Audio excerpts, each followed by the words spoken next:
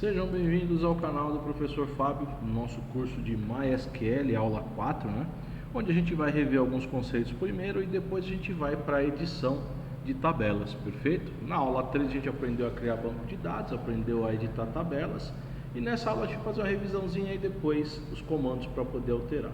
Então, como nós vimos aí na criação de tabelas, nós temos o atributo not null, quando você fala que aquele campo não pode ficar vazio.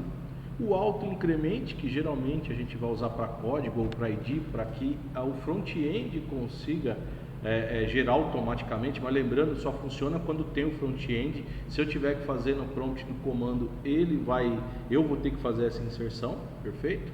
O primary key, para definir quais são as chaves primárias, e o create table, para criar a tabela. Então a gente já viu isso na outra aula, é mais uma revisãozinha, uma fixação de conceitos. Depois aí a forma como nós criamos a nossa tabela, então create table cliente, os atributos, eu falei um pouquinho, vou falar um pouco mais aí sobre tipos de variáveis, porque isso aqui é uma revisão, é sempre bom a gente revisionar para aprender mais um conteúdo novo. Quando eu preciso apagar uma tabela, então drop table o nome da tabela, aqui quando eu quero mostrar essa tabela, describe ou desk só, o nome da tabela, e ele faz a exibição. E aí nós temos os tipos de variáveis. Então eu falei sobre 5 ou 6 tipos básicos, mas aqui eu vou falar um pouco mais. Então que nem variáveis de tipo e data e hora. Eu tenho o date, que salva só a data, o ano, o mês e o dia. O date time, que salva o ano, o mês e o dia. Lembrando que esse ano, mês e o dia é padrão americano, tá? Não é que nem nós, que é dia, mês e ano. Um deles é ano, mês e dia.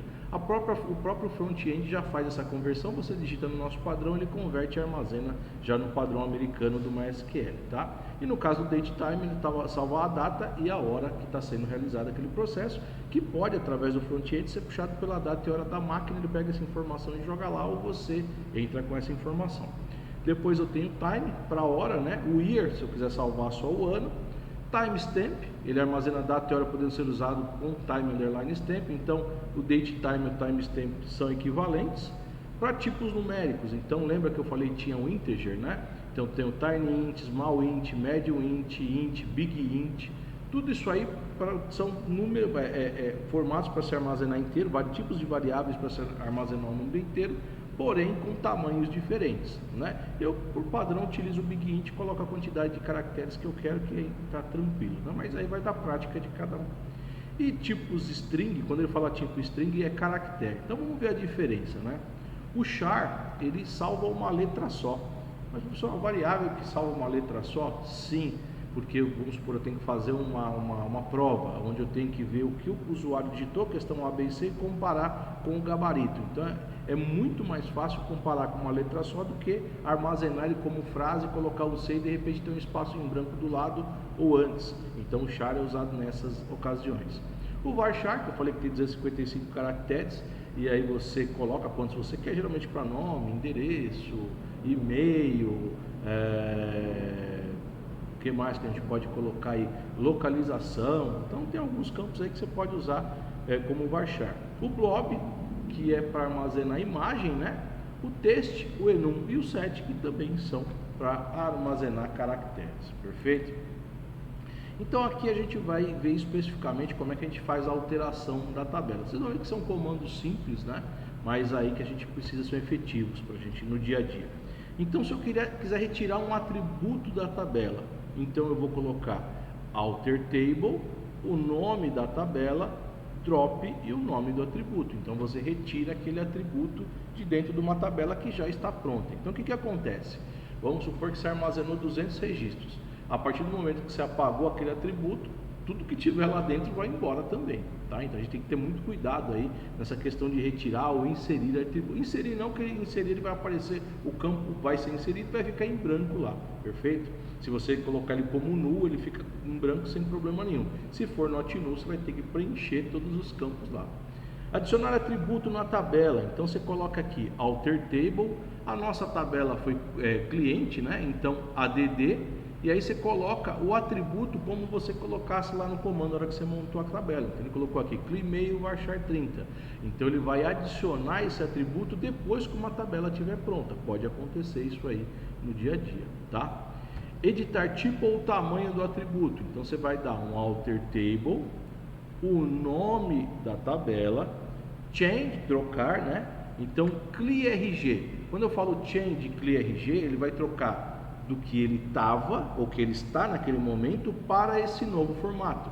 Então imagine que o CLI-RG estava como inteiro, que a pessoa armazenou os pontinhos lá do RG, e aí não dá para armazenar numa variável do tipo inteiro, porque do tipo inteiro só cabe número, não cabe nem casa decimal. Então você colocou um pontinho, já virou caractere, ele já considera caractere. Então ele mudou aqui de um tipo provável inteiro, o CLI-RG, para CLI-RG varchar 30, para que ele possa receber esses pontinhos. Lembrando que a gente chama isso em front-end de máscara. Então aquela barrinha da data, o pontinho, o traço do CPF, os pontinhos do RG, tudo isso aí a gente considera máscara. Por quê? Você desenvolve na parte do front-end para que o usuário não se atrapalhe na hora de preencher. Então vão estar que nem código de área 11 e o número do celular. Então ele sabe que quando os 2 primeiros dígitos vão dentro do parênteses, depois 5 dígitos do celular, vai aparecer um tracinho mais 4 dígitos. Isso é só para que o usuário facilite para ele, né? Fique intuitiva a interface para que ele consiga preencher determinado campo. Depois, como reorganizar uma tabela com registros apagados. Uma coisa interessante, tá? Então, vamos fazer aqui com o bloco de notas para eu explicar para vocês. Vamos supor que eu peguei lá o código como chave primária e fiz o código 1, 2, 3, 4, 5, 6, 7, ele foi gerando, tá? O MySQL, quando você apaga, você foi lá e apagou o registro 3, fica esse buraco, tá? E o front-end não consegue fazer esse preenchimento automaticamente. Ele vai ficar, do 2 ele vai pular para o 4. Então você tem que tomar muito cuidado quando você usa esse campo como chave primária, porque caso, vamos supor que eu apaguei o código 6 e o 3, vai ficar 2 buracos na sequência de códigos aí, do 2 ele vai pular para o 4, do 5 ele vai pular para o 7. Quando eu peço para reorganizar, que é o que eu pedi aí, né, para 2 registros apagados, o que ele vai fazer? Ele vai pegar esses caras aqui, ó. Então o 4 vai virar 3, o 5 vai virar 4 e ele vai reorganizando. Então vai ficar 6, 7, né? Como eu tinha tirado 2 registros, vai ficar reorganizado. Opa, 1, 2, 3, 4, 5, 6 e 7. Ele apagou o 8 e 9, contando aqui que nós teríamos 9 registros, tá? Mas é muito perigoso porque imagine uma situação. Você fez um sistema onde o código é usado para o vendedor realizar a venda para aquele determinado cliente. E eu apaguei aqui o cliente 4, tá? O cliente 4 não existe. Se eu reorganizar os dados de uma tabela, eu vou ter que avisar para todos os outros clientes que estão para baixo do 3 que o código dele mudou. E se tiver um banco de dados com 20 mil registros, 40 mil registros, 60 mil registros, você vai ligar de um por um para avisar? Então assim, não tem muito sentido. Então em muitos casos deixa-se assim, tá? Ou você desenvolve uma ferramenta, uma Stored Procedure para corrigir isso aí e avisar, tá? Mas isso aí já vai envolver front-end, o nosso caso aqui é só MySQL. A gente só está trabalhando MySQL, perfeito? Então aqui, ó, só para revisar, para retirar o atributo da tela, alter table e o nome da tabela, drop e o nome do atributo, você retira um atributo. Para adicionar alter table o nome da tabela, né, add, e o atributo, o nome do atributo, mais o tipo e o tamanho que você quer, quantos caracteres ele precisa, né, ou quantos caracteres ele tem que ter. Depois editar o tamanho do atributo, então alter table, change CLI, você pode ver que ele repete, né, CLI-RG, que ele vai ver como tá, e o novo formato que você quer, CLI-RG varchar 30. E aí reorganizar a tabela, como eu falei, tá aí o comando, mas a gente tem que pensar muito antes de fazer isso, a não ser que aquilo seja só um número sequencial mesmo, e eu posso reorganizar minha tabela até para apagar. Por quê? Quando tem esses espaços vazios, ela demora mais para buscar informação. Então é ideal que você tenha uma tabela enxuta, sem essas falhas, né? Para que ele consiga achar informação de forma mais eficiente, tá bom? Por hoje é só. Se você gostou da aula, se você curtiu, deixa um like, assina o nosso canal, que é nosso, né? Meu e de quem está assistindo aí. Ative o sininho para quando tiver as atualizações, e aguardo você aí na próxima aula do nosso curso T mais Q, tá bom? Um abraço, até a próxima.